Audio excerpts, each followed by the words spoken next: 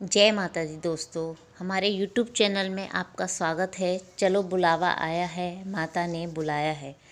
तो दोस्तों, हम आगे की कहानी आपको बताने से पहले आपसे विनती करते हैं, प्लीज़ हमारे इस YouTube चैनल को ज़्यादा से ज़्यादा लाइक कीजिए, ज़्यादा से ज़्यादा शेयर कीजिए और ज़्यादा से ज़्यादा सब्सक्राइब कीजिए।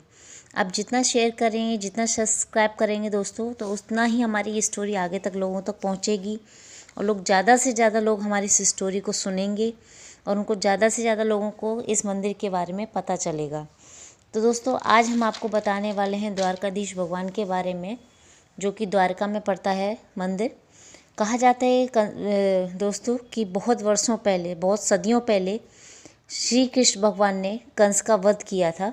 तो कंस का वध हो जाने के बाद जो उनके ससुर थे जरासंध, उन्होंने मथुरा पर करीब करीब 17 से 18 बार आक्रमण किया था।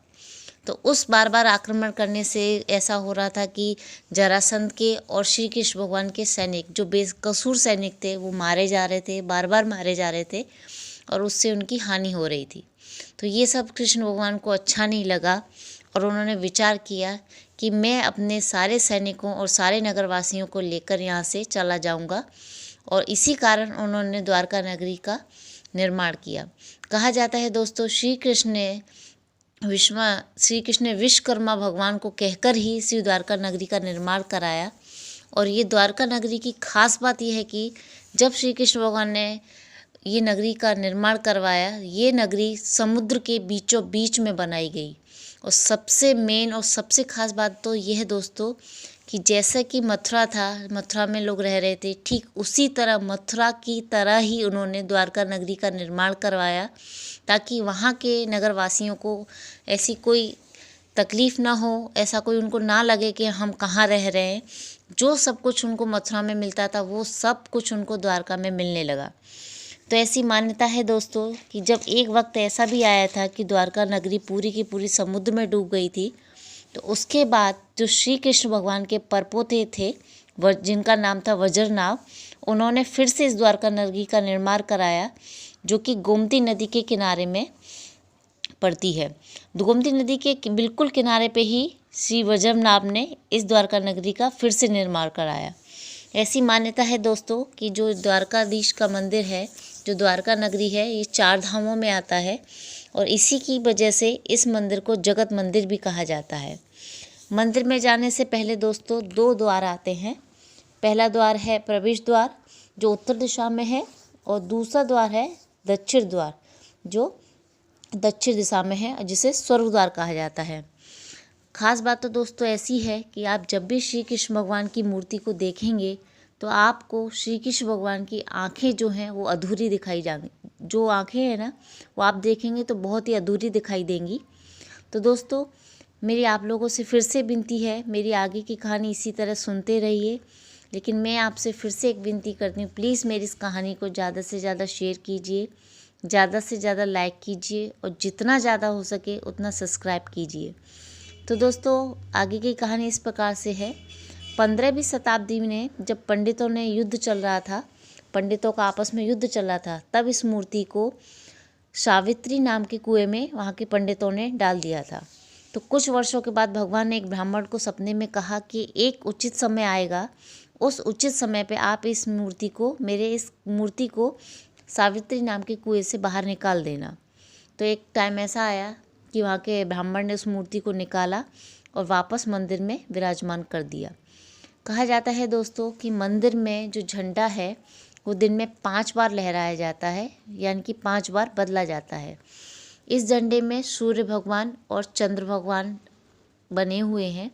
ऐसा कहते हैं दोस्तों, जैसे कि जब तक सूरज चांद रहेगा, श्री कृष्ण भगवान तेरा नाम रहेगा, यानी कि जब तक उस झंडे में सूरज चंद्रमा अर्पित रहेंगे, उसमें बने हुए रहेंगे, ठीक उसी तरह श्री कृष्ण भगवान का आशीर्वाद भी सभी पर बना रहेगा। दिन में 5 बार झंडा बदलने की रीत का भी एक मुख्य कारण भी है। उसकी वजह ये है कि जिस किसी की भी मन्नत पूरी हो जाती है, वो श्री द्वारकाधीश भगवान का झंडा लहराने के लिए जाता है। एक खास बात तो ये है दोस्तों कि इस झंडे को लहराने के लिए, इस मन्नत को पूरा करने के लिए लोगों को कई वर्षों लग जाते हैं, क्योंकि वहाँ बहुत लंबा नंबर आता है। यही वजह है कि वहाँ 5 बार दिन में झंडा बदलने की रीत है, क्योंकि ताकि सभी जो दर्शक हैं उनको झंडा लहराने का मौका मिले। यह झंडा कहते हैं कि 12 गज लंबा होता है। 12 गज लंबे इस झंडे की लंबाई होती है। और दोस्तों कहा जाता है कि ये मंदिर 2200 साल पुराना है। ये मंदिर 5 मंजिल लंबा है और मंदिर की जो ऊंचाई है दोस्तों वो 235 फुट की है। और मंदिर का जो सबसे ऊपर का शिखर है दोस्तों, सबसे खास बात यह है कि शिखर के सबसे ऊपर अंबाजी माता का मंदिर है। तो दोस्तों ऐसी मान्यता भी है कि इस मंदिर को नागर श्रेणी में कहा जाता है, कि ये मंदिर नागर श्रेणी में आता है। और द्वारकाधीश भगवान का जो श्रृंगार है दोस्तों वो दिन में 2 बार बदला जाता है और डेली इस श्रृंगार को अलग अलग रूप में बदला जाता है। तो दोस्तों जब भी भगवान की आरती होती है दोपहर को, तो दोपहर की आरती के बाद जो भोग लगता है वो कम से कम 11 प्रकार का भोज होता है। तो दोस्तों सबसे खास बात तो ये याद रखिएगा कि यह मंदिर दोपहर को 1 बजे से 5 बजे के बीच में बंद रहता है। ऐसी मान्यता है कि दोपहर को 1 बजे से 5 बजे तक श्री कृष्ण भगवान के विश्राम का समय होता है। तो दोस्तों ये कहानी ऐसा नहीं है कि मेरे कहने से है, ये कोई कहानी बनाई हुई नहीं है, ये साक्षात की कहानी है। जो कुछ भी है वो साक्षात्कार है, जो कुछ भी है श्री कृष्ण भगवान के द्वारा ही बनाई गई ये द्वारका नगरी है। और एक खास बात ये भी है, ये मंदिर से अराउंड 2 किलोमीटर रुक्मणी माता का मंदिर भी आता है। तो रुक्मणी माता का मंदिर बहुत ही प्यारा है और अच्छा है, लेकिन वह श्री कृष्ण भगवान से 2 किलोमीटर दूर क्यों है, इस मंदिर को इतना दूर क्यों बनाया गया है, तो इसकी भी एक अलग ही कहानी है दोस्तों। तो हम आगे की स्टोरी में आपको रुक्मणी माता के मंदिर के बारे में भी बताएंगे। तो दोस्तों प्लीज़ मेरे इस YouTube चैनल को, मेरी इस कहानी को ज़्यादा से ज़्यादा लाइक कीजिए, ज़्यादा से ज़्यादा शेयर कीजिए और ज़्यादा से ज़्यादा सब्सक्राइब कीजिए। ऐसा लगता है दोस्तों कि शायद आप लोगों को मेरी कहानियाँ पसंद नहीं आती है, तभी आप लोगों के लाइक्स मुझे बहुत कम मिलते हैं। तो दोस्तों मेरी तरफ से तो पूरी कोशिश रहती है कि जो मंदिरों की सच्चाई है, जो मंदिर की कहानियाँ हैं वो मैं आप तक पहुँचा सकूँ।